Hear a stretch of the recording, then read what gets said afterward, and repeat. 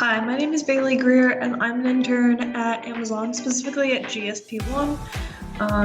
And as such, I'm doing this to basically track my progress and basically use these experiences to maybe teach you something, and if not, help me with my grade because, internships.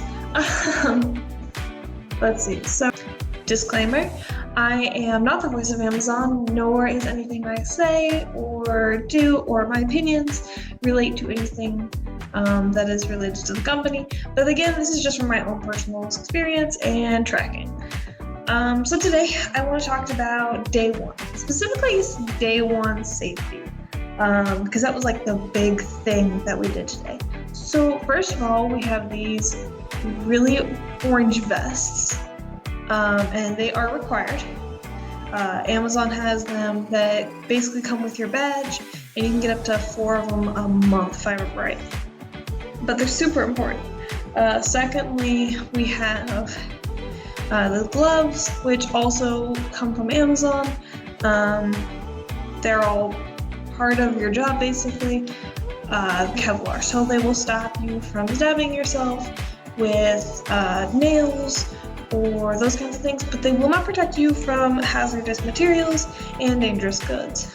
I'm gonna say final thing, and then we can talk about some of the nitty gritty stuff. But the final thing is safety shoes. They are a composite steel toe and non-slick. They're required for you to work there, but I know that I got a stipend for them, so you should be getting a stipend also if you're following the internship path. And if not, I believe new employees also have that option. As for nitty gritty, specifically for women, this is more related to hair must be above your shoulders. For men, your beard has to be shorter than 3 inches. As for clothing, as an intern, unless they specify otherwise, casual, so like t-shirts, jeans, shorts, all your clothing has to be work appropriate. I would say business casual, but it's a little more casual than business casual. Basically anything that you would think a UPS driver would wear is a great example, or even an Amazon driver, beyond the fact that we don't wear Amazon logo shirts. So day one, the biggest things for day one, basically remember to wear your safety shoes, bring a clear water bottle. They only allow water on the floor, so like don't bring sodas in, juices, Kool-Aids, like those kinds of things.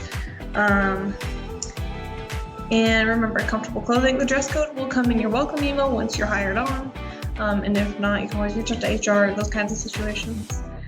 So, phone use. I know that GSP1 was a no phone up until COVID, and then COVID happened, and they switched over to cell phones. Probably because of 6 feet social distancing thing, you couldn't be close to people, it was just easier to call.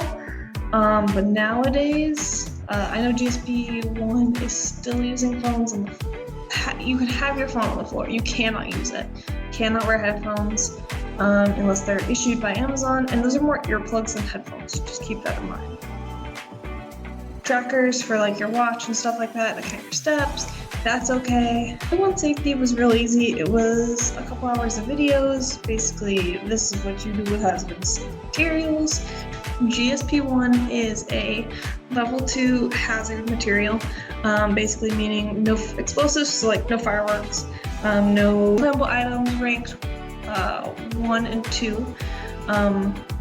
So basically no fireworks, again, explosives, and no perfumes, no aerosols, especially if they're flammable, like hairspray. Can't do hairspray. Other materials, radioactive waste, environmental hazards, corrosives beyond drain cleaners, like Drano, can't do that stuff. We do lithium-ion batteries, and they have special logos that we have to put on the boxes, which if you buy anything from Amazon that has a lithium-ion battery, that logo's there, and basically means that it can't go on an airplane. If you notice when you're going through TSA, they ask you, do you have any lithium-ion batteries in your checked baggage or in your carry-on that you're keeping under the airplane? That is because there is a risk for they'll catch fire. There's a risk for it. It's super low nowadays, but we still don't risk it. We at GSP1 also handle items that are considered condensed air and condensed molecules. So like hairspray is flammable. It's a level 2 flammable, but we can sell propane tanks without the propane, even though it's just condensed air. We can sell shaving cream, which is another condensed air product, and it's just because it's not flammable. Beyond those items, other safety things were like what to do in an emergency. Who do you contact if you have something that we can't process? So say you have a can of hairspray. We can't process that here at GSP, which means we have to throw an andon. And an andon is basically a little sign that blinks colors and tells you, I need help. You know, one of those. So, or I'm all good, or it's questionable. Andons are all over the company. They're not only on the line where all the packages go, but they're also on in-bay and out-bay, which is basically products coming in and products going out. And they signify different things. And when you get to your Amazon headquarters, or if you have questions about that kind of thing, I can definitely explain that a little bit more, or your supervisor will explain that. Otherwise, they did specify that we have to wear a badge all the time, and that's just because of our name, and be on the safety vest, and the hair up and those kinds of things. They also specify equipment safety. So there are a lot of electronic lines, there are mechanical conveyor belts, stamps, like tape dispensers and all that stuff, which you can get caught on. And if you do get caught on them, what to do? That's kind of what the safety brief was all about today. It wasn't that bad, it was just really boring. Those videos are very unentertaining. They're pretty normal though. Another video we watched that was kind of something I just want to throw out there is insider trading. So you can't do insider trading. First of all, it's illegal in the United States. But there's lots of consequences for that. And if you think somebody's doing it, Amazon is a non-retaliation, even if it's not, even if it seems like it's false. They will take everything you say and they'll check it. So I kind of wanted to throw that out there. If you're really worried about stepping up to your manager, just remember that the retaliation clause exists. You can find it in your code of conduct, videos, and beginnings. So a lot of the other half of today was basically a walkthrough on meeting people. It was meeting your AMs, which are your area managers, your PAs, which are your process assistants, and your AAs, which are your Amazon associates. We kind of met with ambassadors of the AAs today, which was really nice because we got to talk to people that work on the line and they do this job and they've been doing this job for 3 or more years and they're experts in their job. And I honestly learned a lot. I mean, beyond the program that you're supposed to do and the repetitive and all that, I am very much a person that believes in what can I do for you?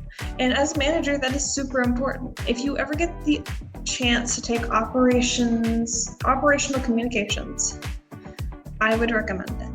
It is basically the intro to leadership, and here's the different leading styles, and here's how people react to these leading styles, and here's the best leading style for this, and here's the best leading style for it's theory on leadership. But something that I realized about Amazon today, just talking to several associates, people in the HR department, people that have been there for years, I mean like 5+ years, is the lack of communication seems to be a really big problem. And as a communication major, like, it's to be expected. I mean, communication is always the key to everything.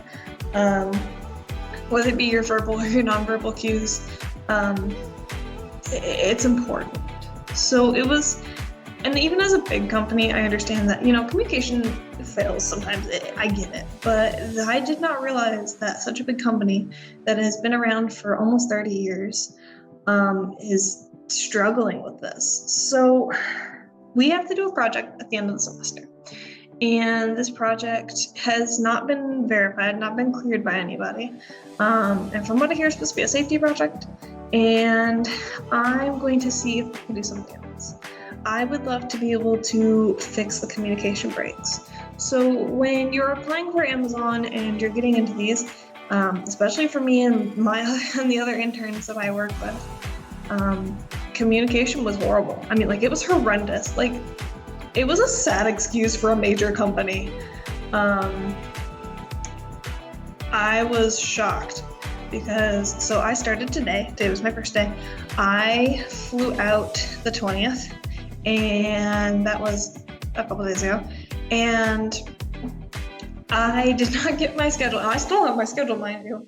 Did not get my schedule for first day until the day before I left. That is a big problem considering we were supposed to get it the May 16th. Today's the 22nd. Is it the problem? That wasn't the only problem. There were a lot of errors in emails. My relocation stuff had errors in it. There was just a lot of lack of communication. And then when I found out today, I was talking to some people, some AAs, and I was shocked. I thought it was just, oh, you know, you're an intern. It's to be expected. Communication like that's real hard. I get it. But I did not know that it was happening even at the company, to the loyalists and the new hires and stuff like this. And you wonder why new hires don't stick around. So one of the big questions I asked her was what she loved about her job. And she honestly said she liked the people.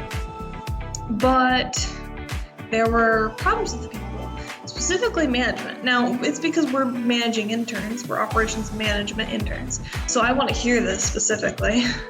But she was talking about how there is no communication from management, your AMs and your PMs, to your A's. And keep in mind, it's a tier system. Like, it's a tier 8 and like a tier 1. So it's got this whole process, and somewhere in this, the communications get lost. It happens, I get it, but when you don't tell your associates, when you don't tell your loyalists or veterans or any of that, oh, you know, sure, we're upping the minimum wage to $15.50 an hour, but you don't have a stock option anymore. You don't have certain benefits anymore. You don't get a choice. It is that's it. As a manager, that is like the worst thing you can do. Maybe instead we should be giving choices to people and being like, listen, we can do this and we can do this. Now you can get a raise. And say that raise is like 50 cents. So you go from $15.50 to $16 an hour, right? That's fine. Or if you've been with the company for X amount of years, then here's another option. Say it be a stock option, or maybe it be a training option where they can go get their forklift certification, or they can go get training in a new position, or those kinds of things, which would be great. But they don't have that, it seems. They are doing cross-training, which, especially with Prime Days coming up, it makes sense. Again, it makes sense, but that being the case, it means we're short people in certain areas. Maybe we should be talking to the people about these things.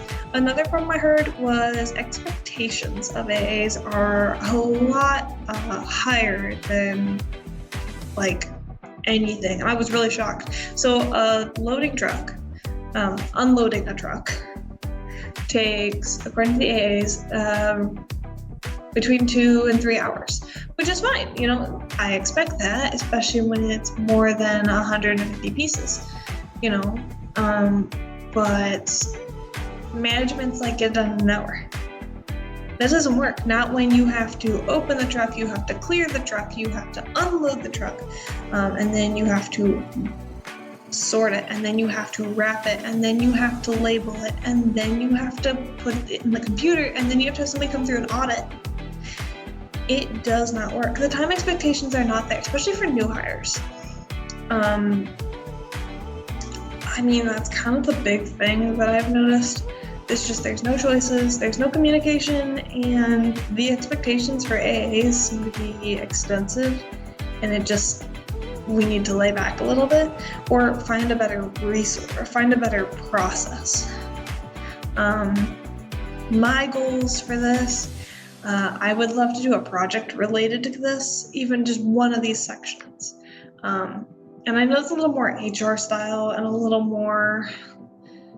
less operations management, but the best operations have the best communication. The best safety comes with communication. The best people's happiness comes with communication. Again, as a disclaimer, I am not the voice of Amazon, nor is anything I say tied to Amazon. But again, I'm using this for my own purposes, my own resources, and just as a daily reminder to myself.